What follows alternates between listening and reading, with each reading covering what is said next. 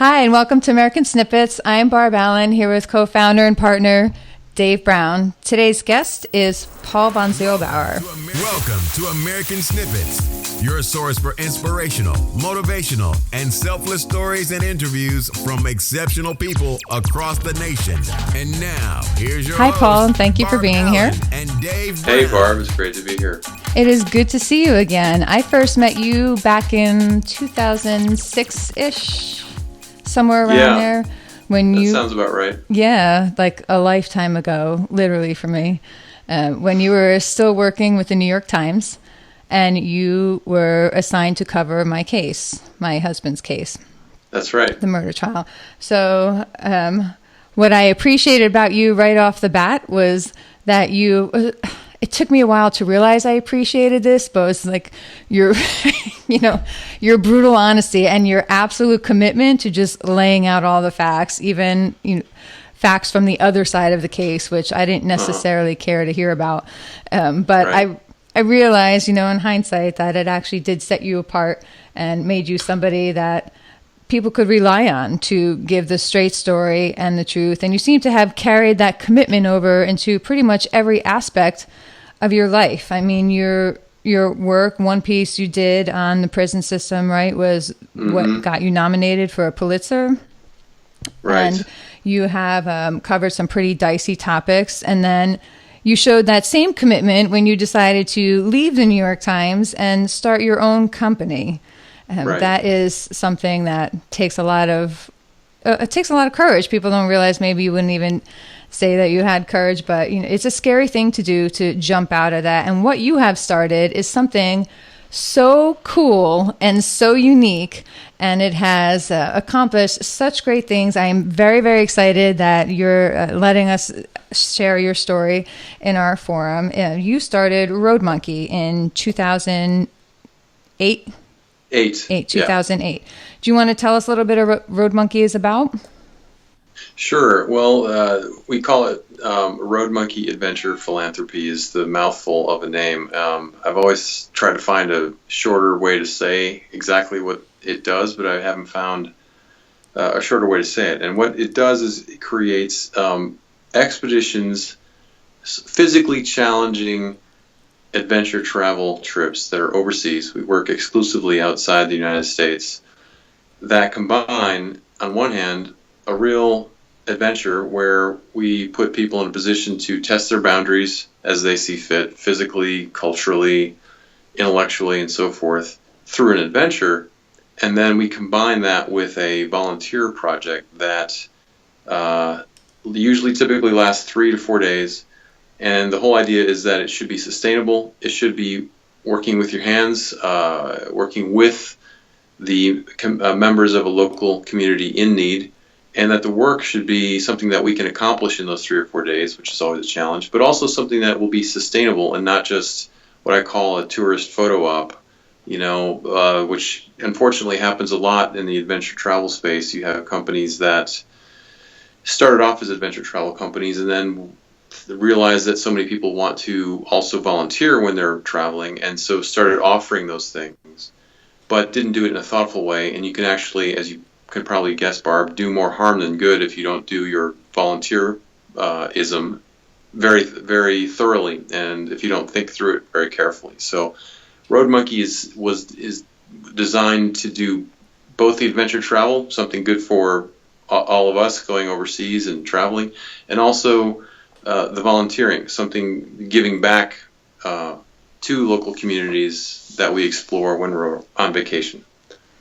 So how did you even come up with this idea, and what about the idea was so compelling that you decided, hey, I'm going to leave this hugely successful career with the New York Times and just go start this company and do so with the confidence that you would gain the clientele and the following to be sustainable? Well, that's a big question and a really good question, and I'll try and keep it brief because there's a lot of parts to the answer.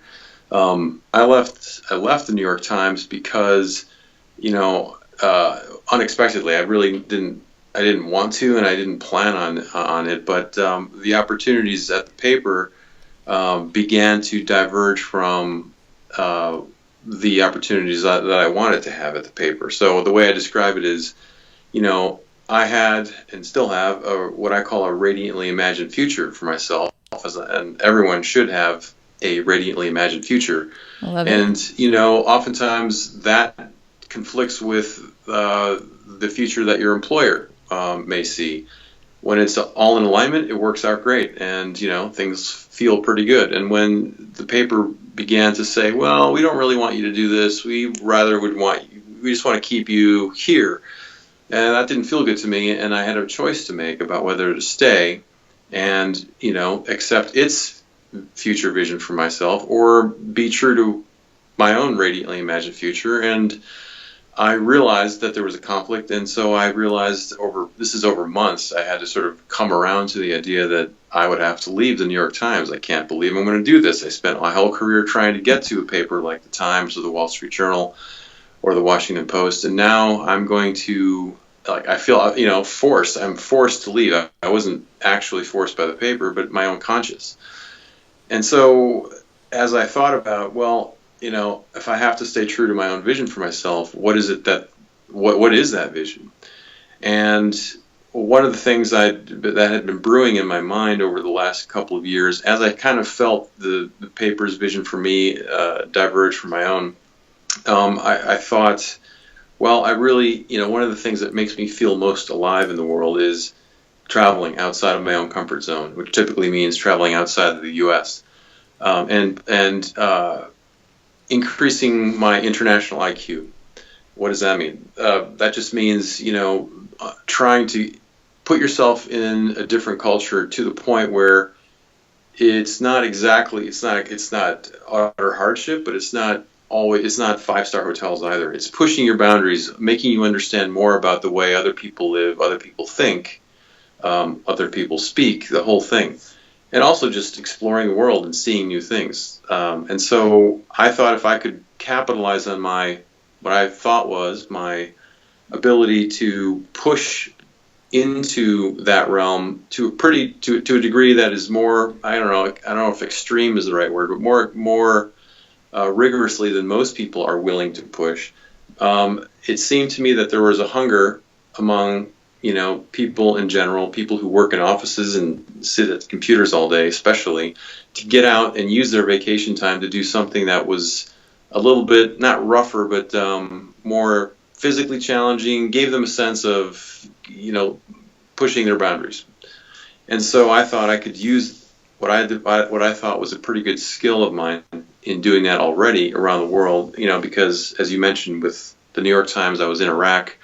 I was covering the war there. I was covering the military justice system. I was covering the New York City jail system.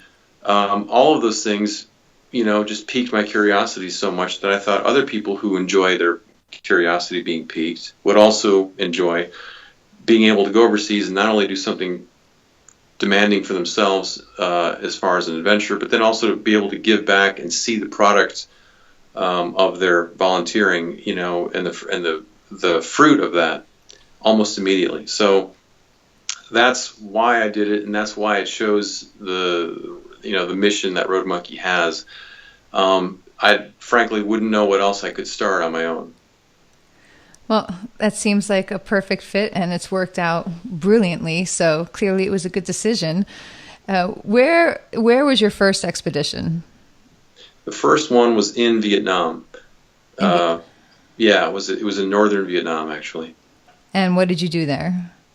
Well, Vietnam is our flagship expedition, of course, and what we did there is we did a cycling trip through the Northern Highlands, which is Vietnam shares a northern border with China, and also on the northwest side with Laos.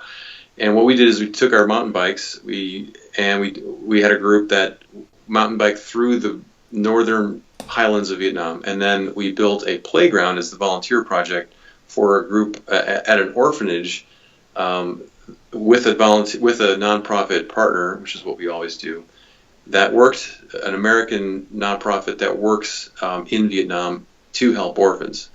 And so we spent 5 days on mountain bikes. I think we had one day off or half day off, and then we spent 4 days building this playground for these orphans. So you just said something that I wanted to touch on, because I think this is one of the things that sets you apart, as you mentioned, from other companies, maybe organizations who say they offer the same thing, but they don't quite offer the same thing.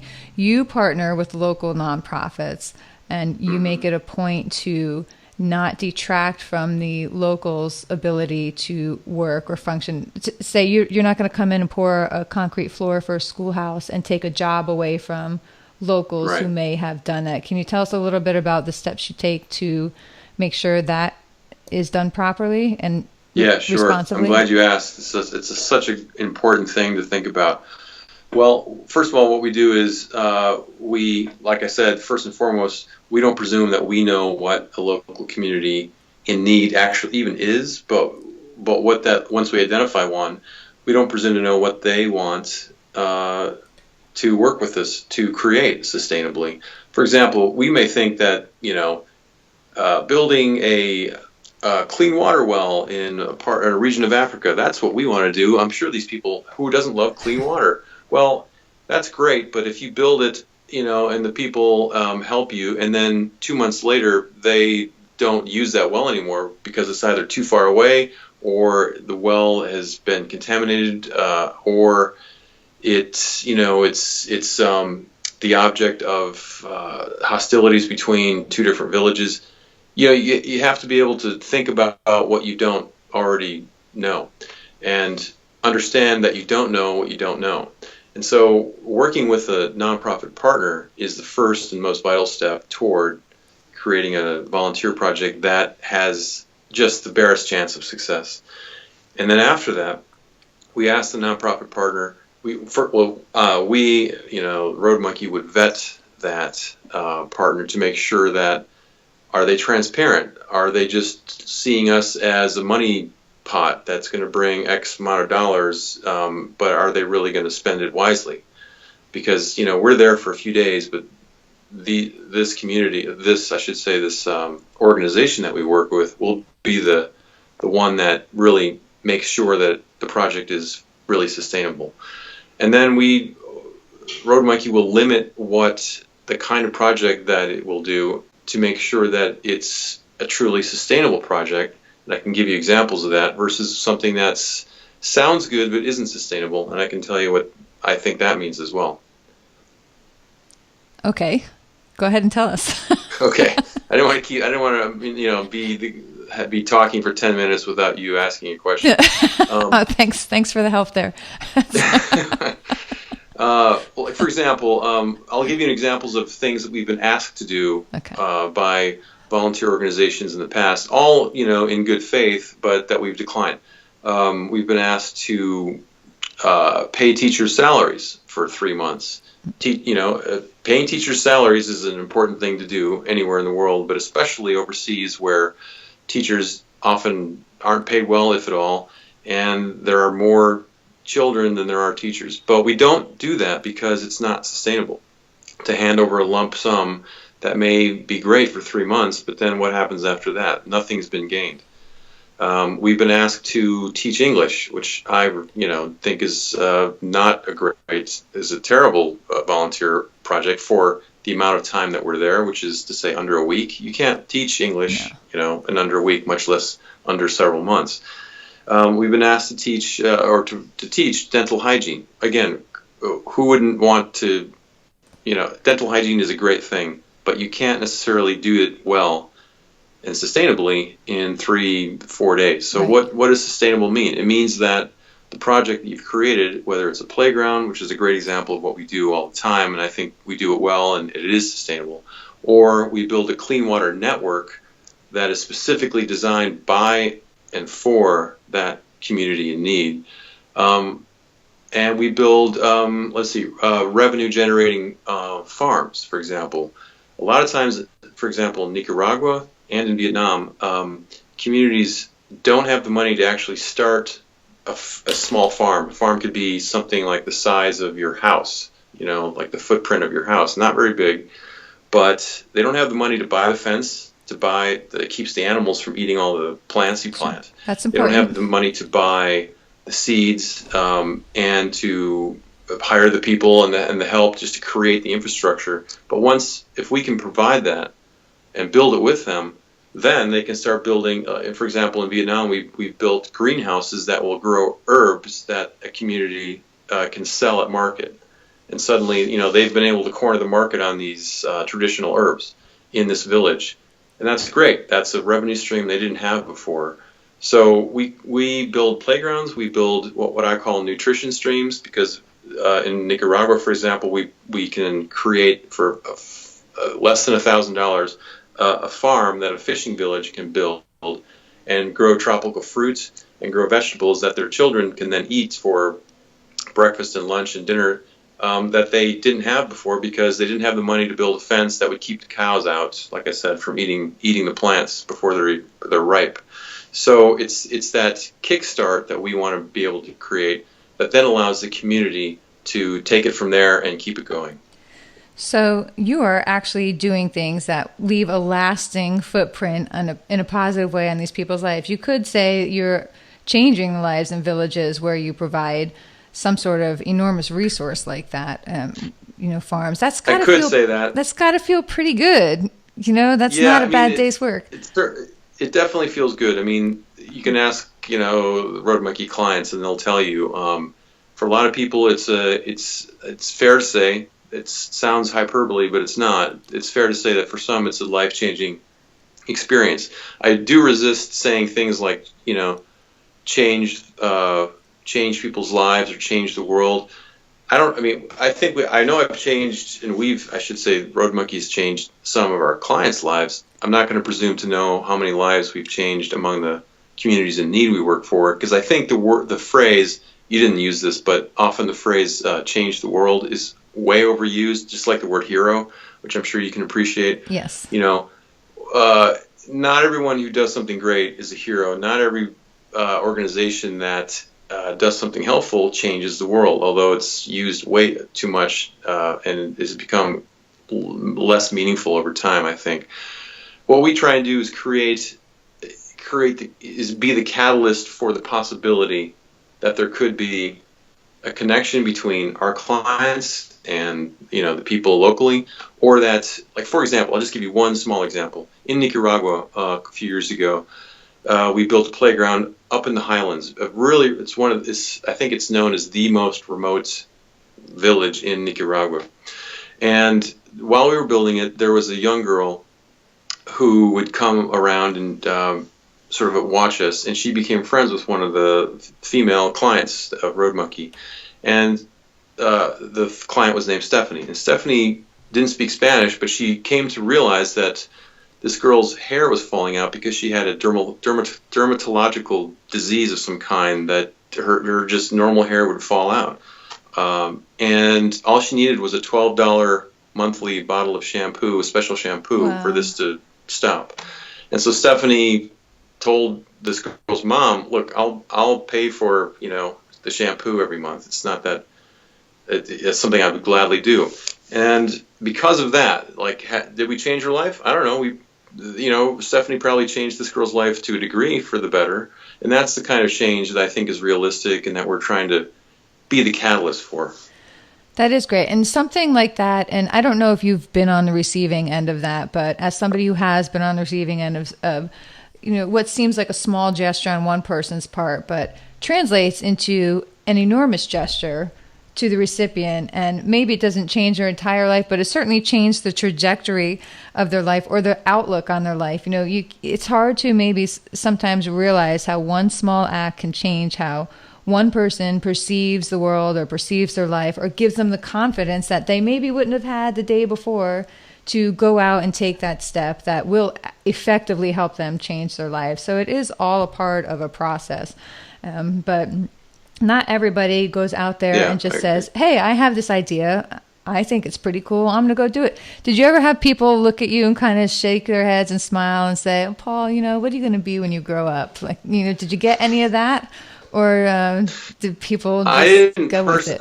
You know what? It's funny. I'm sure I did, Barb, but I don't know if I got it spoken to my face. I probably got it after meetings with companies or people whom I wanted to partner with, or I wanted Roadmonkey to be sponsored by, or invest in, frankly. And investors, as they should, give you pretty raw, honest, talk about honest dealing. They'll tell you where you're not really attractive to them. And I got that, which is fair. That's the way it works. But I think almost the other I think now that you asked me, I think what I got more was the opposite, which is everybody saying, "Oh, that's so great, that's good for you," and then really not. I'm sure they meant it, but not really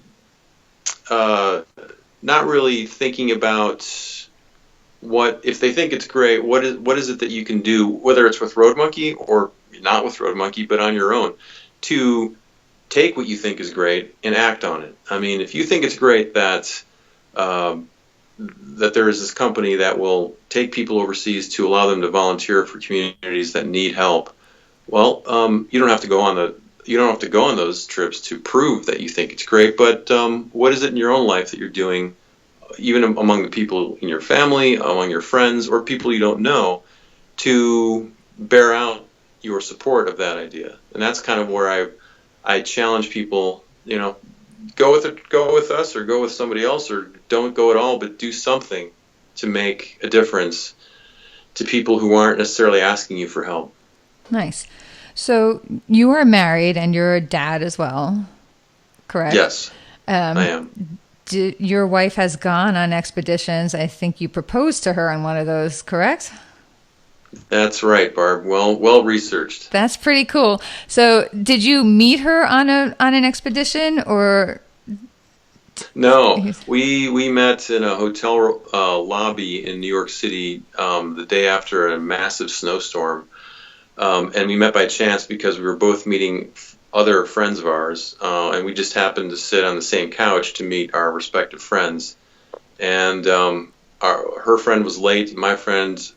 I was late to meet my friend, who then went to get coffee for me and my friend. And then I sat next to my wife, Esther, my now wife, Esther, and I started a conversation. And that's how that happened. And then I took her to Kilimanjaro. Roadmonkey has an expedition to Tanzania where we climb Kilimanjaro, and then we go to the island of Zanzibar to do a volunteer project. And Esther came with me on one of those Kilimanjaro Zanzibar trips. Well, you set the bar high there for everybody looking to propose, by the way. That's kind of a tough one. It's kind of a tough one to be. Yeah, so it's true. And high meaning, just to make pun, I gave her that and proposed to her, and I gave her the ring at the top of Kilimanjaro, which is the highest point. Yeah, I mean, Africa. If you're going to go for it, just do it all the way. Yeah. Yeah, you had to catch your breath because it's 19,000 feet, so it was no small feat to find a rock to sit down on and then tell her to come over and then whip out this ring that was in my backpack for a week, while we were climbing it. So that's fun. And that's a great story to carry back with you. Are you going to take your son on any Roadmonkeys when he's bigger? You mean my daughter? Your daughter? I'm sorry. See, not so well researched. I knew as I said it, I'm like, shoot, he has a girl. Who does your research, Barb? Who does it? Although it's funny, she looks like a boy, so everyone whom we see on the streets like, oh, very cute little guy. No, I totally knew. I can't even say that. I knew it was a girl, and I just said something. I have boys on the brain. I can't imagine anybody having a daughter. I think. But, I understand. Is she going to come with you? Sense. Well, I hope to lead by example for my daughter. She's already exhibiting troubling signs of being way too adventurous for her own good. So, shocking. She takes from both her mom and me, I think, in that regard. But I want to give her the opportunity. I certainly want her to think beyond boundaries. And I keep coming back to that theme of pushing boundaries and so forth. And I think it's so important to feel, especially in America, especially nowadays. But, probably in the lives of most people who may hear this podcast, it's easy to stay within your little bubble, however you define it. And I think we're all better people when we can get out of that bubble and push our boundaries. And I want my daughter to learn that lesson early. I think she has a good chance of learning that with you two as parents. One hopes. So wrapping up, this is a question I had to ask. I saw, because one of the things I love about your site, did you write that? Did you write all the write-ups on that? Because I'm a little jealous of the writing. It just made me laugh. Of course I wrote it up. Of course you wrote. I didn't know if you got too big. You farmed that little workout. Who else would do that? Yeah, someone. No, it was me. But you're like, what'd you say? You're bozo free, and you don't accept any yahoos or posers. I love that. It's hysterical. But to that effect, while it's said kind of in jest, I also know you're really serious. Have you ever turned anybody away who's said that they wanted to go? Have you ever maybe, hammered home the finer points of the trip, and have they then said, oh, on second thought, no? Or have you said, have you had to say to somebody, I don't think you're really suitable for this trip, but probably in a nice way? Yeah. It's funny. I have said that, but not said it directly. As you probably can guess, you don't have to say you are not Roadmonkey material in order to get that message across. Right. You can say it in a subtler way, or just give them the facts to make up to allow them to say it themselves. But actually, starting a business after having never started one, you learn a lot of lessons the hard way. And one of the lessons I learned the hard way was, it's never, the first time I used to speak to all of the clients personally before, they signed up. And our website, as you may know, doesn't allow an instant sign up. They have to actually send an email requesting to join an expedition. And then I, as the founder, would talk to them and, give them the lowdown and sort of sell the idea to someone. And then they would sign up.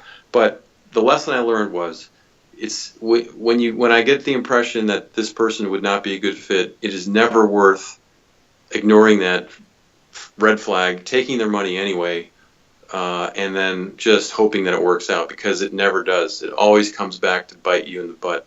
And I've had clients who are just, who clearly did not read our website as closely as you did, didn't see the part about bozos and yahoos and so forth, and didn't understand the mission, and basically were shocked that we would put them in a position where they have to cycle a mountain bike up a steep hill in Vietnam, for example, in humid, hot weather, and were shocked that they would have to get their hands dirty building an organic farm in Vietnam.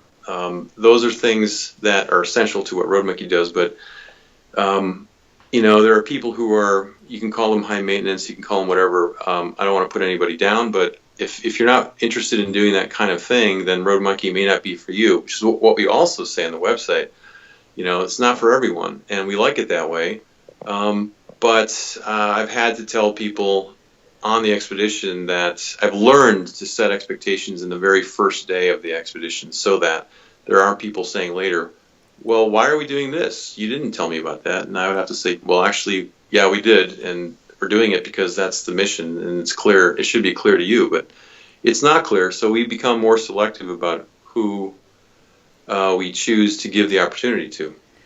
That is also going to be excellent experience for you in raising teenagers when they get to that point, because you can prepare them 1,000 times and they're still like, well, why are we doing this? So you're going to be very ready for that when it comes. So that's good news, offering you a little bit of encouragement there for it's funny you say that, Barb, because now that I'm a parent, which my daughter's only 17, 18 months old, but I find myself doing the same thing to her that I've learned. I did it the other way. I learned from clients how to be a parent instead of learning from parenthood how to treat clients. It's set expectations early. Make sure that there's baseline, so that when there are complaints, you can come back and say, "Remember when we had that talk about X, Y, or Z?" Yeah. So that I've learned from my business experience how to set expectations for my daughter.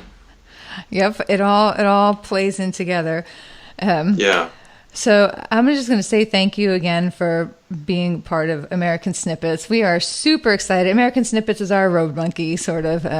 We are highlighting people who do extraordinary things and hoping that it encourages other people. Like you said, not everybody has to go start a road monkey, but there's something that everybody can do within their own reach that will accomplish something that leaves a positive impact. And these are the stories that we're telling, and we're getting a great response. So if somebody wants to find out more about Road Monkey, your website, you want to let us know what it is? Sure, it's roadmonkey.net. Yeah. Roadmonkey.net. Pretty much, if you just put Road Monkey in, you're the only thing that comes up. So that was another brilliant play.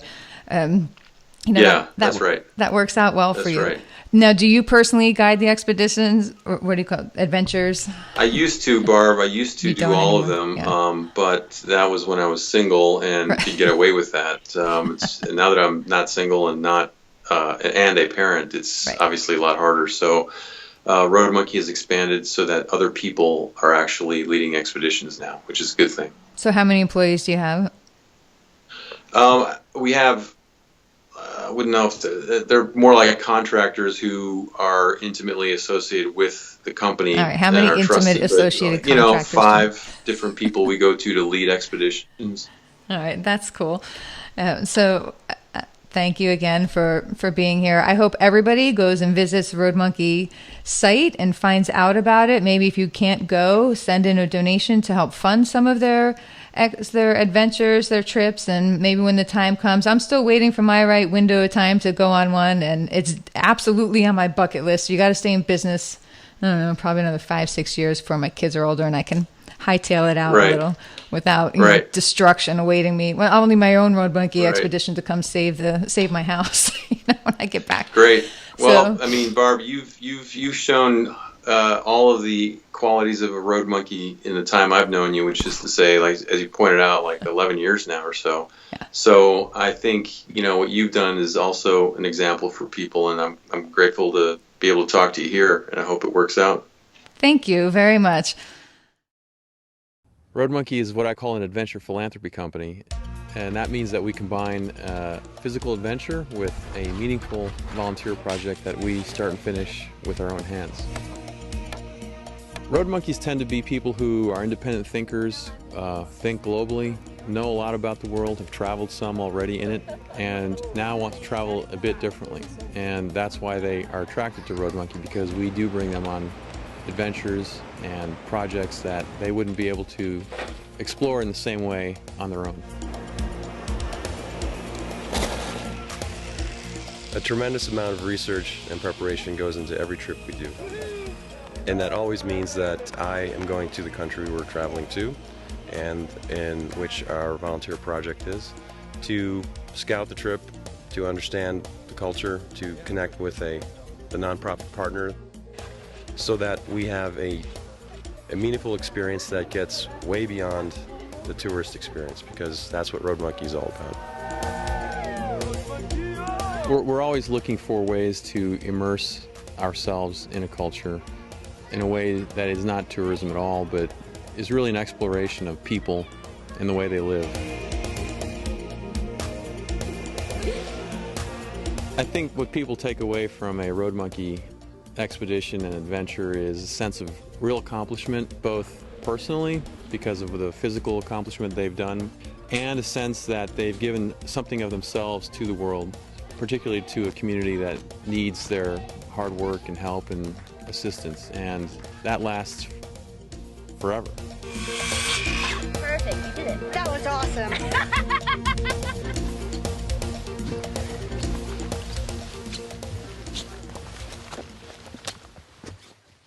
Thank you. Best of luck to you and I'm everything glad you're to do doing. it. I appreciate you thinking of me, Barb. It's very kind of you, and I'm glad we're still in touch. Yeah, me too. It's fun.